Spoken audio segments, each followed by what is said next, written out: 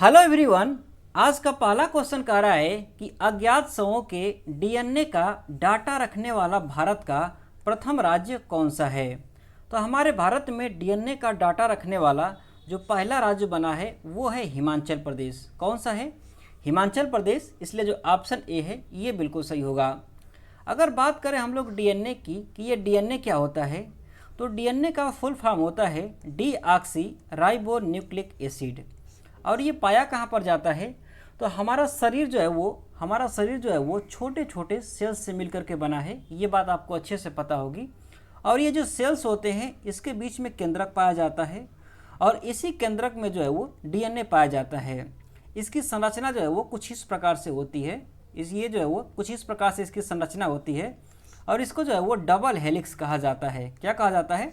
Double helix कहा जाता है। इसको आप ध्यान रखिएगा। और इस डीएनए की खास बात क्या होती है? तो ये जो डीएनए होता है ये फिक्स्ड होता है और ये जो है वो वंशानुगत चलता है। मतलब कि किसी भी व्यक्ति का कोई खास प्रकार का डीएनए है तो ऐसा ही सेम डीएनए जो है वो उसके बेटे में भी पाया जाएगा, फिर वैसा ही सेम डीएनए जो है वो उसके नाती पोते में भी पाया जाएगा। इसीलिए इसीलिए क्या किया हिमाचल प्रदेश ने कि इसके यहाँ बहुत सारे पर्यटक आते हैं और बहुत सारी जो है वो प्राकृतिक घटनाएं होती रहती हैं जिसके वजह से लोगों की मौत हो जाती है। इसीलिए इसने क्या किया कि जो जितने भी अज्ञात शव मिलते हैं उसका इसने डीएनए सैंपल जो है वो अपने यहाँ रखना शुरू कर दिया, ताकि कोई भी व्यक्ति अगर गुम हो जाता है, मर जाता है, तो उसका पीढ़ी का कोई भी व्यक्ति आए तो उसकी जो है वो इसके सैंपल से, इसके डीएनए से उसकी पहचान की जा सके। इसीलिए हिमाचल प्रदेश ने इसकी शुरुआत की है। और शुरुआत कब की हिमाचल प्रदेश ने इसकी? तो हिमाचल प्रदेश जो है वो अप्रैल 2022 में इसकी शुरुआत कर दी थी और अब तक इसने कुल 150 लोगों का सैंपल भी तैयार कर चुका है। इस बात को भी आप ध्यान रखिएगा। और ये जो क्वेश्चन है ये बीपीएससी के टीआरई 2 वाले एग्जाम में पूछा गया था।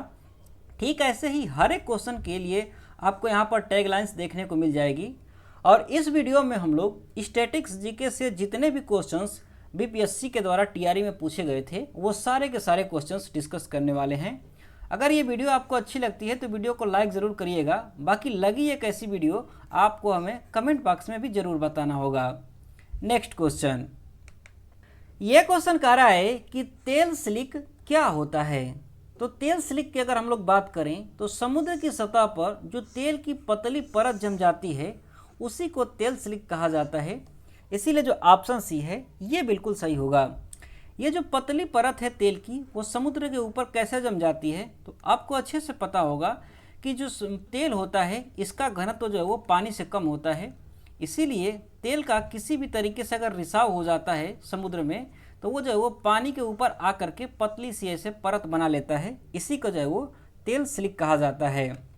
अगर यहाँ आप फोटो में देखेंगे तो यहाँ पर ये आपको तेल स्लिक देखने को मिलेगा। ये समुद्र है और इसमें जैसे कि ये जहाज़ जा रही है तेल लेकर के, किसी वजह से अगर इसका जो है वो रिसाव हो जाता है तो ये तेल जो है वो समुद्र की सतह पर फैल जाएगा और इसी को तेल स्लिक कहा जाता है। इसके कई सारे और भी कारण होते हैं, जैसे कि समुद्र के नीचे से बहुत सारी पाइपलाइनें बिछाई जाती हैं तेल के लिए। अगर हो सके कि किसी पाइप में ही रिसाव होने लग जाए तो वो भी जो है वो आकर के ऊपर यहाँ समुद्र की सतह पर तेल स्लिक बना लेता है। इसको आप ध्यान रखिएगा। अगर बात करें हम लोग कि जब ये तेल स्लिक बन जाता है तो इसकी सफाई कैसे की जाती है, तो हमारे सर पे जो बाल होते हैं हम लोगों के, इन बालों का इस्तेमाल करके जो है वो इनको साफ़ किया जाता है। क्योंकि जो बाल होते हैं वो जो है वो तेल को अच्छी तरीके से ऑब्जर्व कर लेते हैं, फिर उसके बाद इसको निचोड़ लिया जाता है। ऐसे करके जो है वो इस तेल स्लिक की सफाई की जाती है। इसको भी आप ध्यान रखिएगा। Next question. ये क्वेश्चन कह रहा है कि WWF world wild life fund का पशु चिन्ह क्या है। मतलब कि जो WWF का लोगो है उसमें जो पशु का चिन्ह बनाया गया है वो कौन सा पशु है? तो वो है विशालकाय पांडा, वो है जाइंट पांडा। इसीलिए जो ऑप्शन बी है ये बिल्कुल सही होगा। अगर आप WWF का लोगो देखेंगे तो वो कुछ इस प्रकार का है WWF का लोगो। और यहाँ पर ये जो जानवर इसमें लगाया गया है इस लोगो में वो यही है विशालकाय पांडा। इसको आप यहाँ पर देख सकते हैं। अगर हम लोग बात करें WWF की तो ये कैसा फंड है? तो ये जो WWF है ये पर्यावरण संरक्षण के लिए फंड बनाया गया है और इसको कब बनाया गया था, तो इसको जो है वो 1961 ईस्वी में बनाया गया था। इसको भी आप ध्यान रखिएगा। और इसका हेडक्वार्टर कहाँ पर है, तो इसका हेडक्वार्टर जो है वो स्विट्ज़रलैंड में है। इसको भी आप ध्यान रखिएगा। नेक्स्ट क्वेश्चन, ये क्वेश्चन कह रहा है कि विश्व जल दिवस कब मनाया जाता है। तो विश्व जल दिवस जो है ये जो है वो 22 मार्च को हर साल सेलिब्रेट किया जाता है। इसीलिए जो ऑप्शन सी है ये बिल्कुल सही होगा। अगर बात करें हम लोग कि ये जो विश्व जल दिवस है इसकी शुरुआत कब से की गई मनाने की, तो इसकी शुरुआत जो है वो 1993 ईस्वी से की गई थी। इसको भी आप ध्यान रखेंगे।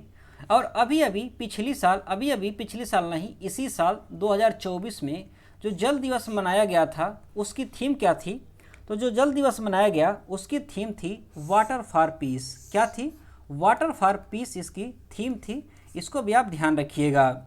नेक्स्ट क्वेश्चन, ये क्वेश्चन कह रहा है कि जनजातीय गौरव दिवस कब से शुरू किया गया। तो हमारे देश में जनजातीय गौरव दिवस मनाना जो है वो 2021 ईस्वी से शुरू किया गया।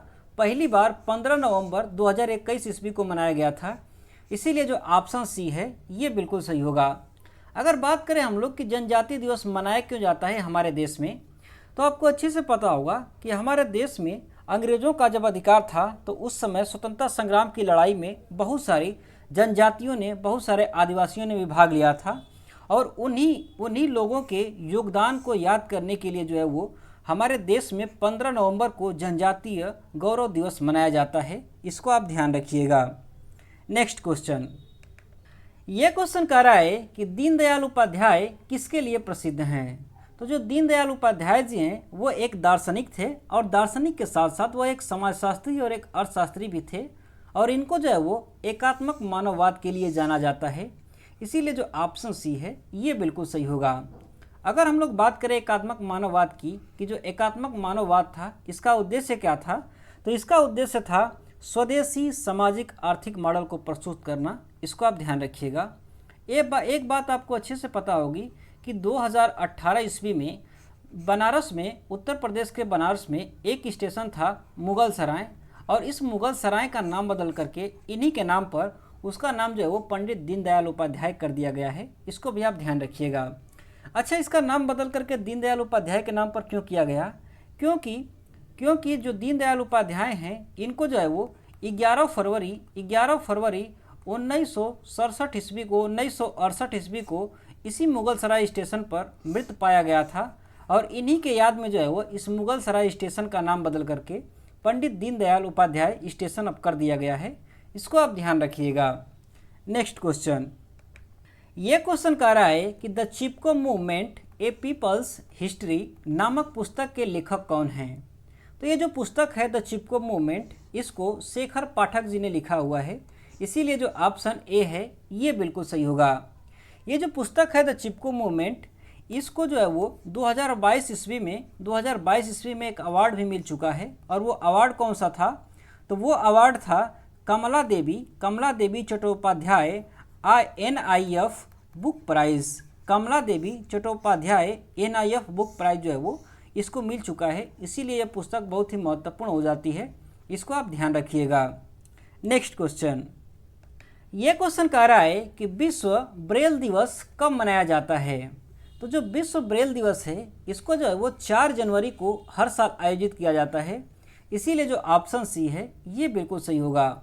ये जो विश्व ब्रेल दिवस है इसको 4 जनवरी को ही क्यों आयोजित किया जाता है, क्योंकि जो ब्रेल लिपि है इसका आविष्कार जो है वो लुई ब्रेल ने किया था। जो लुई ब्रेल हैं इन्होंने इसका आविष्कार किया था। और इनका जन्म हुआ था 4 जनवरी को। 4 जनवरी 1809 ईस्वी को इनका जन्म हुआ था। इसीलिए इन्हीं के जन्म दिवस पर 4 जनवरी को लुई ब्रेल दिवस मनाया जाता है। इसको आप ध्यान रखिएगा। अच्छा, एक बात और कि ये ब्रेल लिपि क्या होती है, ये क्या होती है ब्रेल लिपि। तो जो लोग अंधे होते हैं उनके लिए जो लिपि बनाई गई है उनके पढ़ने के लिए, उसी को ब्रेल लिपि कहा जाता है। आप यहाँ फोटो में देखेंगे तो यहाँ पेपर पर ये आपको दिखेगा, ये जो यहाँ पर डॉट डॉट दिख रहे हैं ये उभरे हुए चित्र हैं। मतलब कि ये उभरे हुए हैं, पेपर के ऊपर हैं, जिसको कि छू करके अंधे लोग जो हैं वो इसको पढ़ते हैं। इसी को जो है वो ब्रेल लिपि कहा जाता है। इसका आविष्कार जो है वो लुई ब्रेल ने किया था। इसको आप ध्यान रखिएगा। नेक्स्ट क्वेश्चन, ये क्वेश्चन कह रहा है कि भारत गौरव पर्यटक रेलगाड़ी के संबंध में कौन सा कथन सत्य है। कौन सा कथन सत्य है वो हमें छांटना है। तो हमारे देश में जो रेल मंत्रालय ने चलाया था भारत गौरव पर्यटक रेलगाड़ी, इसका उद्देश्य जो है वो भारत में पर्यटन को बढ़ावा देना था और इसी के संबंध में जो ऑप्शन दिए गए हैं इनमें से सही कथन छांटना है। तो चलिए देखते हैं। तो जो ऑप्शन ए है ये कह रहा है कि इसका 16 अप्रैल 2023 को शुभारंभ किया गया था। तो ये बिल्कुल सही है, क्योंकि जो भारत गौरव पर्यटक रेलगाड़ी है इसकी शुभारंभ 16 अप्रैल 2023 को नई दिल्ली से किया गया था। नई दिल्ली रेलवे स्टेशन से इसको शुरू किया गया था, इसीलिए जो पहला है ये तो बिल्कुल सही होगा। इसके बाद जो ऑप्शन बी है ये कह रहा है कि इसकी नई दिल्ली रेलवे स्टेशन से शुरुआत की गई थी। तो ये भी बिल्कुल सही है, क्योंकि ये नई दिल्ली से ही चला था, इसीलिए जो ऑप्शन बी है ये भी सही होगा। जो ऑप्शन सी है ये कह रहा है कि इसका 25 दिसंबर 2022 ईस्वी को शुभारंभ हुआ था। तो ये गलत है, क्योंकि ये जो है वो 16 अप्रैल 2023 को इसका शुभारंभ हुआ था, इसीलिए जो ऑप्शन सी है ये गलत हो जाएगा। ए और बी दोनों सही है, इसीलिए उपयुक्त में से एक से अधिक वाला जो ऑप्शन है डी ये बिल्कुल सही हो जाएगा। Next question. ये क्वेश्चन कह रहा है कि मध्याह्न भोजन योजना का नया नाम क्या है। तो हमारे देश के सरकारी स्कूलों में जो दोपहर का भोजन मिलता है उसका नया नाम जो है वो पीएम पोषण योजना कर दी गई है, इसीलिए जो ऑप्शन ए है ये बिल्कुल सही होगा। ये जो पीएम पोषण योजना है इसकी शुरुआत कब की गई थी। तो इसकी शुरुआत जो है वो 1995 ईस्वी में की गई थी। तब इसका नाम जो है वो मिड डे मील हुआ करता था। क्या था? तो इसका नाम जो है वो मिड डे मील हुआ करता था, लेकिन इसको जो है वो 2021 में इसका नाम बदल करके पीएम पोषण योजना कर दिया गया है। इसको आप ध्यान रखिएगा। और ये जो पीएम पोषण योजना है इसकी शुरुआत क्यों की गई थी। तो हमारे देश में कुपोषण से और भूखमरी से निपटने के लिए पीएम पोषण योजना की शुरुआत की गई थी, इसको भी आप ध्यान रखेंगे। Next question. ये क्वेश्चन कह रहा है कि नाबार्ड के अध्यक्ष कौन हैं। तो नाबार्ड के वर्तमान में जो अध्यक्ष हैं वो हैं साजी केवी। कौन है? साजी केवी जी हैं, इसलिए जो ऑप्शन सी है ये बिल्कुल सही होगा। अगर हम लोग नाबार्ड की बात करें तो जो नाबार्ड होता है NABARD, इसका फुल फॉर्म होता है national bank for agriculture and rural development. और इसको बनाया क्यों गया था। तो हमारे देश में जो एग्रीकल्चर है उसको सपोर्ट करने के लिए, उसको फाइनेंस करने के लिए इसकी स्थापना की गई थी। और इसकी स्थापना कब हुई थी। तो इसकी स्थापना जो है वो 12 जुलाई 1982 ईस्वी को शिवरमन सिंह समिति के सिफारिश पर की गई थी। इसको भी आप ध्यान रखिएगा। Next question. ये क्वेश्चन कह रहा है कि ONGC की अध्यक्ष कौन है। तो जो ONGC है जो कि हमारे देश की महारत्न कंपनी है, इसके जो अध्यक्ष हैं वो हैं अरुण कुमार। कौन है? तो इसके अध्यक्ष हैं अरुण कुमार, और अरुण कुमार का नाम किसी भी ऑप्शन में नहीं दिया हुआ है, इसीलिए उपयुक्त में से कोई नहीं वाला जो ऑप्शन है ये बिल्कुल सही हो जाएगा। अगर ONGC की हम लोग बात करें कि ONGC क्या है, तो ONGC जो है वो भारत सरकार की एक कंपनी है, महारत्न कंपनी। और ONGC का फुल फॉर्म क्या होता है। तो ONGC का फुल फॉर्म होता है oil and natural gas corporation limited, इसका फुल फॉर्म होता है, इसको आप ध्यान रखिएगा। और अगर बात करें कि ये जो है वो कब महारत्न कंपनी बनी थी, तो ये जो है वो 2010 ईस्वी में ये जो है वो भारत की महारत्न कंपनी बनी थी, इसको आप ध्यान रखिएगा। इससे पहले ये नवरत्न कंपनी में शामिल थी, और नवरत्न कंपनी जो है वो इसको 1997 ईस्वी में बनाया गया था, फिर इसको 2010 ईस्वी में महारत्न कंपनी बना दिया गया था, इसको भी आप ध्यान रखिएगा। Next question. ये क्वेश्चन कह रहा है कि समग्र रक्षा स्टाफ का मुख्यालय भारत में कहाँ पर स्थित है। तो समग्र रक्षा स्टाफ मतलब कि थल सेना, जल सेना और वायु सेना का एकीकृत संचालन का मुख्यालय जो है वो कहाँ पर स्थित है। तो ये स्थित है नई दिल्ली में। कहाँ पर? नई दिल्ली में है, इसीलिए जो ऑप्शन ए है ये बिल्कुल सही होगा। और ये जो समग्र रक्षा स्टाफ है इसका निर्माण कब किया गया था, इसका संगठन कब किया गया। तो इसको जो है वो 2001 ईस्वी में बनाया गया था, इसको भी आप ध्यान रखिएगा। और ये कहाँ पर है? नई दिल्ली में, इसको भी आप ध्यान रखेंगे। Next question. ये क्वेश्चन कह रहा है कि अंतर्राष्ट्रीय न्यायालय ICJ कहाँ पर स्थित है। तो जो अंतर्राष्ट्रीय न्यायालय है जो कि यूनाइटेड नेशन का एक न्यायिक अंग है, इसका मुख्यालय जो है वो इसका मुख्यालय जो है वो द हेग में है, इसीलिए जो ऑप्शन ए है ये बिल्कुल सही होगा। ये जो द हेग है ये कहाँ पर स्थित है, तो ये स्थित है नीदरलैंड में। कहाँ पर, तो ये है नीदरलैंड में। जो नीदरलैंड की राजधानी है वही है द हेग, और यहीं पर जो है वो अंतर्राष्ट्रीय न्यायालय स्थित है, इसको आप ध्यान रखिएगा।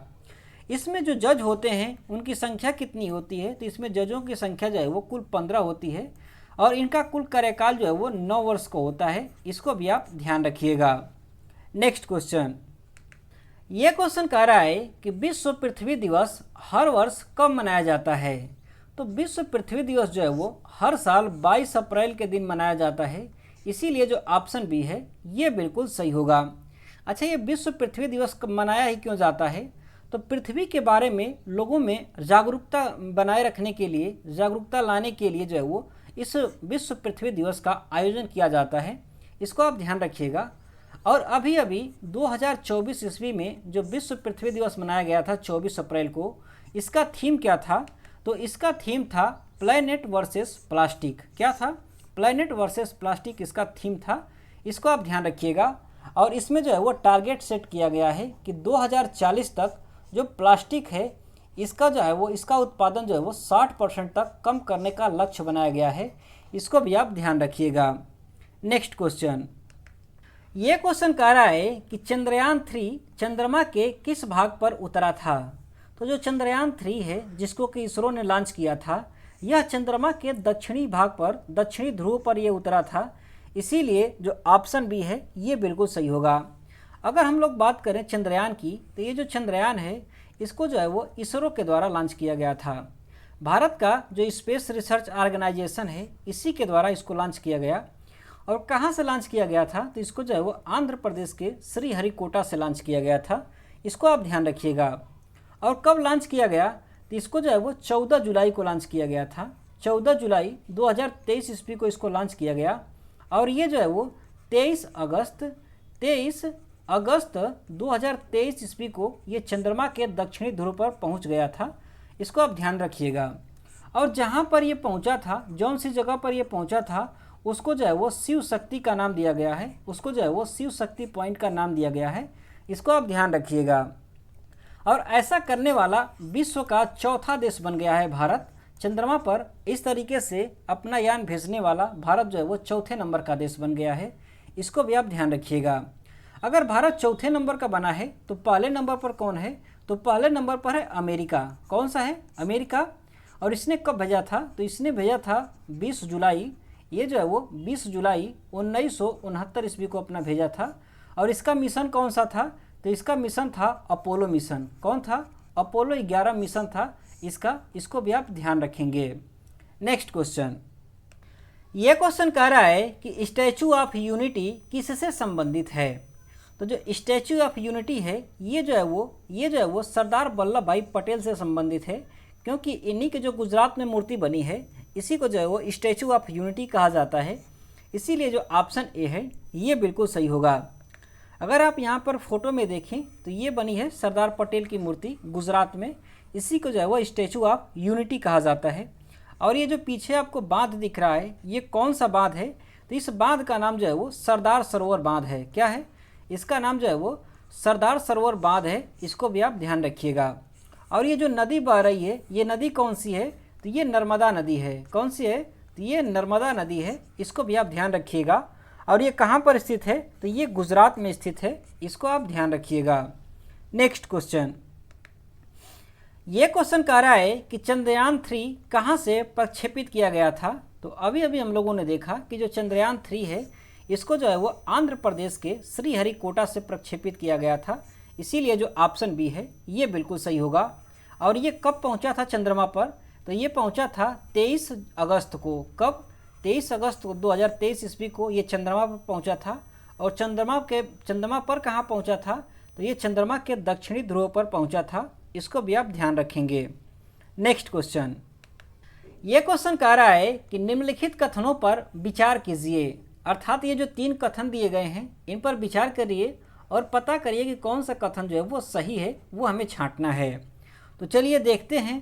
तो जो पहला कथन है ये कह रहा है कि चंद्रयान 3 भारत का एक महत्वपूर्ण अंतरिक्ष मिशन नहीं था। तो ये गलत है। क्यों? क्योंकि भारत का बहुत ही महत्वपूर्ण अंतरिक्ष मिशन था चंद्रयान 3, और ये जो है वो चंद्रमा पर 23 अगस्त को पहुंचा था। कब पहुंचा था? 23 अगस्त को पहुंचा था, पूरे अच्छी तरीके से पहुंच गया था। इसीलिए जो पहला वाला है ये तो गलत हो जाएगा। जो दूसरा कथन है ये कह रहा है कि चंद्रयान 3 के साथ में भेजे गए विक्रम लैंडर और प्रज्ञान रोवर अपना कार्य ठीक से नहीं कर रहे हैं। तो ये भी गलत है। क्यों? क्योंकि विक्रम लैंडर और प्रज्ञान रोवर ये बिल्कुल अच्छी तरीके से, ठीक तरीके से अपना काम कर रहे हैं। इसीलिए जो दूसरा कथन है ये भी गलत हो जाएगा। जो तीसरा कथन है ये कह रहा है कि चंद्रमा पर यान उतारने वाले देशों की सूची में भारत चौथे स्थान पर है। तो ये बिल्कुल सही है, क्योंकि ऐसा करने वाला, चंद्रमा पर यान उतारने वाला भारत जो है वो विश्व का चौथा देश बन गया है। इसीलिए जो तीसरा वाला कथन है ये बिल्कुल सही होगा, और केवल तीसरा सही है, और ये दिया है ऑप्शन बी में। इसीलिए जो ऑप्शन बी है ये बिल्कुल सही हो जाएगा। Next question. ये क्वेश्चन कह रहा है कि संयुक्त राष्ट्र मुख्यालय में स्थापित महात्मा गांधी की प्रतिमा का निर्माण किसने किया है? तो जो महात्मा गांधी की प्रतिमा लगी है यूनाइटेड नेशन के मुख्यालय में, उसका निर्माण जो है वो राम सुतार जी के द्वारा किया गया था। इसीलिए जो ऑप्शन बी है ये बिल्कुल सही होगा। और ये जो राम सुतार जी हैं वो एक भारत के बहुत ही प्रसिद्ध आर्किटेक्चर हैं, और इन्होंने जो है वो इनको जो है वो 2019 ईस्वी में पद्म श्री से भी नवाजा जा चुका है। इसको भी आप ध्यान रखिएगा। और ये जो महात्मा गांधी जी की प्रतिमा लगी है संयुक्त राष्ट्र के मुख्यालय में, ये मुख्यालय कहाँ पर है? ये जो मुख्यालय है वो यूएसए में है। कहाँ पर? यूएसए का जो न्यूयॉर्क शहर है यहीं पर इसका मुख्यालय स्थित है, और इसी में यही वाली प्रतिमा महात्मा गांधी जी की लगाई गई है। इसको आप ध्यान रखिएगा। और यहाँ पर आप बगल में देख सकते हैं, ये हैं भारत के विदेश मंत्री एस जयशंकर, जिनके द्वारा इसका अनावरण किया गया था। Next question. ये क्वेश्चन कह रहा है कि 22 अप्रैल को किस रूप में मनाया जाता है? तो जो 22 अप्रैल है इसको जो है वो विश्व पृथ्वी दिवस के रूप में मनाया जाता है हर साल। इसीलिए जो ऑप्शन ए है ये बिल्कुल सही होगा। अभी 2024 ईस्वी में जो विश्व पृथ्वी दिवस मनाया गया था उसकी थीम क्या थी? तो उसकी थीम थी प्लैनेट वर्सेस प्लास्टिक। क्या थी? प्लैनेट वर्सेस प्लास्टिक इसका थीम था। इसको भी आप ध्यान रखिएगा। Next question. ये क्वेश्चन कह रहा है कि मानवाधिकार दिवस प्रतिवर्ष कब मनाया जाता है? तो जो मानवाधिकार दिवस है वो हर साल 10 दिसंबर को मनाया जाता है। इसीलिए जो ऑप्शन बी है ये बिल्कुल सही होगा। ये जो मानवाधिकार दिवस है इसको मनाने की शुरुआत कब की गई थी? तो इसकी शुरुआत जो है वो 1948 ईस्वी में की गई। कब की गई? 1948 ईस्वी में। और इसको पहली बार 10 दिसंबर 1948 ईस्वी को मनाया गया था। और अगर बात करें हम लोग कि पिछली साल जो मनाया गया 2023 ईस्वी में जो मानवाधिकार दिवस मनाया गया था उसकी थीम क्या थी? तो उसकी थीम थी सभी के लिए स्वतंत्रता, समानता और न्याय। क्या थी? सभी के लिए स्वतंत्रता, समानता और न्याय 2024-2023 ईस्वी की थीम थी। इसको आप ध्यान रखिएगा। Next question. ये क्वेश्चन कह रहा है कि इंडिया प्राइड प्रोजेक्ट का उद्देश्य क्या है? तो हमारे यहाँ जो इंडिया प्राइड प्रोजेक्ट है इसका उद्देश्य भारतीय विरासतों को भारत में वापस लेकर के आना है। इसीलिए जो ऑप्शन सी है ये बिल्कुल सही होगा। अच्छा, ये कैसी विरासतों को वापस लेकर के आने की बात कर रहा है? तो आपको अच्छे से पता है कि हमारे देश पर बहुत सारे लोगों का बहुत समय तक अधिकार रहा था, जैसे कि अंग्रेज़ हैं, पुर्तगाली हैं, बहुत सारे लोग हैं। जैसे कि अंग्रेज़ हमारे यहाँ पर जब शासन कर रहे थे तो हमारे यहाँ जो विरासत की चीज़ें थी वो ढो ढो करके अपने यहाँ लेकर के ब्रिटेन चले गए। उन्हीं को वापस लेने के लिए, वापस लेकर के आने के लिए जो है वो इंडियन प्राइड प्रोजेक्ट जो है वो ये चलाया गया था, और इसी के तहत वागनर को लेकर के आया भी गया है। इस बात को भी आप ध्यान रखिएगा। जो शिवाजी वागनर का उपयोग किए थे और अफजल खान को मारने के लिए, उसको जो है वो इसी प्राइड प्रोजेक्ट के तहत भारत में वापस लेकर के आया गया है। Next question. ये क्वेश्चन कह रहा है कि प्रामाणिक पोषक इकाई निम्नलिखित में से किसकी मानक इकाई है? तो प्रामाणिक पोषक इकाई जो है वो पृथ्वी की जो वहन क्षमता है, जो उत्पादन क्षमता है, उसको मापने के लिए किया जाता है। इसीलिए जो ऑप्शन बी में दिया है भूमि की वहन क्षमता का इकाई, इसीलिए जो ऑप्शन बी है ये बिल्कुल सही होगा। अच्छा, ये जो भूमि की वहन क्षमता है इसका क्या तात्पर्य है? तो किसी भी भूमि के क्षेत्र से कितना उत्पादन ज़्यादा से ज़्यादा किया जा सकता है वहाँ के जीवधारियों के लिए, पशु पक्षियों के लिए, वहाँ के जानवरों के लिए, उसी को जो है वो भूमि का वहन क्षमता कहा जाता है। इसको आप ध्यान रखिएगा। नेक्स्ट क्वेश्चन, ये क्वेश्चन कह रहा है कि भारत में दूसरा पनडुब्बी संग्रहालय कहाँ पर बनाया गया है। तो भारत में दूसरा वाला जो पनडुब्बी संग्रहालय बना है वो बना है पश्चिम बंगाल में। पश्चिम बंगाल का जो दीघा है यहाँ पर दूसरा पनडुब्बी संग्रहालय बना है, इसीलिए जो ऑप्शन बी ए है ये बिल्कुल सही होगा। अच्छा, दूसरा वाला पश्चिम बंगाल के दीघा में बना है, तो पहला वाला कहाँ बना था? तो पहला वाला जो है वो आंध्र प्रदेश में बना। आंध्र प्रदेश का जो विशाखापट्टनम है वहाँ पर पहला वाला पनडुब्बी संग्रहालय बना है। इसको आप ध्यान रखिएगा। नेक्स्ट क्वेश्चन, ये क्वेश्चन कह रहा है कि श्रीलंका कब स्वतंत्र हुआ था। तो श्रीलंका की स्वतंत्रता की अगर बात करें तो ये जो है वो 1948 ईस्वी में अंग्रेज़ों से स्वतंत्र हुआ था। इसीलिए जो ऑप्शन सी है ये बिल्कुल सही होगा। ये जो श्रीलंका है ये भी अंग्रेज़ों का गुलाम था और ये जो है वो 4 फरवरी 1948 ईस्वी को ये जो है वो स्वतंत्र हुआ था। और ये गणतंत्र कब बना? तो ये गणतंत्र बना था 1972 ईस्वी में। कब बना? 1972 ईस्वी में ये गणतंत्र हुआ था। इसको आप ध्यान रखिएगा। हमारा देश कब आज़ाद हुआ? तो हमारा देश जो है वो 15 अगस्त 1947 ईस्वी को ही आज़ाद हो गया। और जो है कि 26 जनवरी 1950 ईस्वी को गणतंत्र भी हो गया था।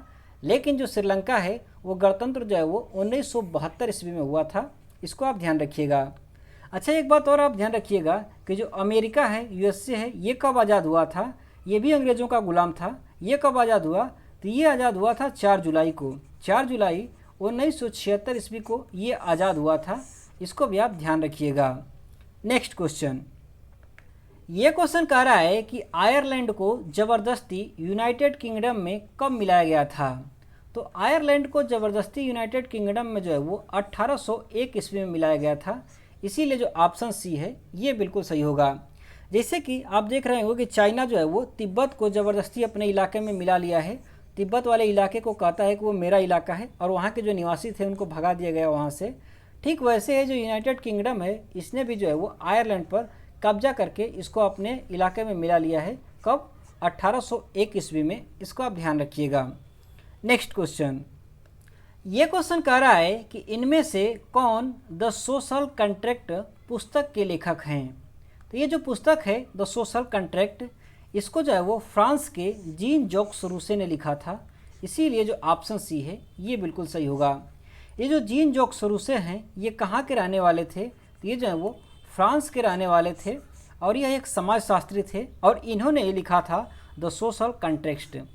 और इस पुस्तक में इन्होंने क्या बताया था? तो इसमें जो है इन्होंने सामाजिक न्याय और राजनीतिक स्वतंत्रता की बात की थी। उसी के लिए ये पुस्तक इनकी जानी जाती है। इस बात को आप ध्यान रखेंगे। नेक्स्ट क्वेश्चन, ये क्वेश्चन कह रहा है कि इनमें से कौन विश्वास करता था कि साम्यवादी समाज भविष्य का प्राकृतिक समाज होगा।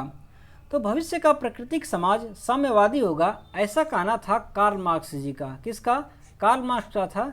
इसीलिए जो ऑप्शन ए है ये बिल्कुल सही होगा। ये जो कार्ल मार्क्स थे यह एक समाजवादी नेता थे। कैसे थे? तो यह एक समाजवादी नेता थे और इन्होंने साम्यवादी घोषणा पत्र जारी किया था और इसी घोषणा पत्र में इन्होंने जो है वो पूंजीवाद को ख़त्म करने का संकल्प लिया था। इसीलिए इस घोषणा पत्र को आप अच्छे से याद रखिएगा। और अगर आपसे पूछ ले कि ये जो कार्ल मार्क्स हैं ये किसके विचारों से प्रेरित थे, तो ये जो है वो हीगल के विचारों से, ये जो है वो हीगल के विचारों से प्रेरित थे। इसको भी आप ध्यान रखिएगा। नेक्स्ट क्वेश्चन, ये क्वेश्चन कह रहा है कि निम्नलिखित में से कौन सा भारत में कठोर जाति व्यवस्था के लोप होने के मुख्य कारणों के रूप में जाना जाता है। तो हमारे देश में जो जाति व्यवस्था है इसके लोप के मुख्य कारण क्या हैं, वो जो है हमें ऑप्शनों में से छांटना है। तो चलिए देखते हैं। तो जो ऑप्शन ए है ये कह रहा है कि संविधान तथा इसकी आधारभूत संरचना जो है वो जाति के लोप में इसका मुख्य कारण है। तो ये भी बिल्कुल सही है, क्योंकि हमारे संविधान का जो आर्टिकल है, आर्टिकल 15, ये सीधे तौर पर कहता है कि किसी भी व्यक्ति का जो है वो धर्म, मूल वंश, जाति के आधार पर किसी भी व्यक्ति के साथ में भेदभाव नहीं किया जा सकता है। मतलब कि हमारा जो संविधान है ये जो है वो जाति को लोप करने में ये मुख्य कारण रहा है। इसीलिए जो ऑप्शन ए है ये बिल्कुल सही होगा।